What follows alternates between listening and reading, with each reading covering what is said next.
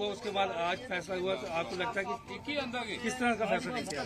Sir, मैं बताया कि ये हमारे लिए एक नई रोशनी की किरण है, नई रोशनी की किरण है। इससे हम अपना का फ्यूचर है वो हमारा बिल्कुल सिक्योर हो गया है। अब हमें किसी प्रकार की कोई शंका नहीं है, ना ही हमें कोई बता सकता है कि ये फैसला टेम्पररी है। अभी सुप्रीम कोर्ट ने बता दिया है कि ये जो प्रोविजन था टेम्पररी था, अस्थायी था, ये हटना ही था और उन्होंने हटा दिया है इसको।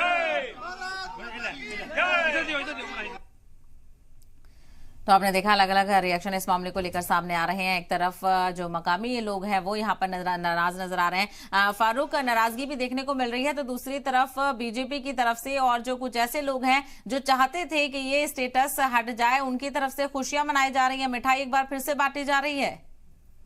जी बिल्कुल, भाजपा के खेमे में तो खुशी होगी, लेकिन जो यहाँ रीजनल पार्टीज हैं उनके खेमों में काफी मायूसी छाई हुई है। गुलाम नबी आजाद भी सुबह बोल रहे थे कि उनको उम्मीद है सुप्रीम कोर्ट इस पर नजरसानी करेगा और 370 का जो फैसला है उसे गलत ठहराएगी। लेकिन जिस तरीके से सुप्रीम कोर्ट ने दलाइल पे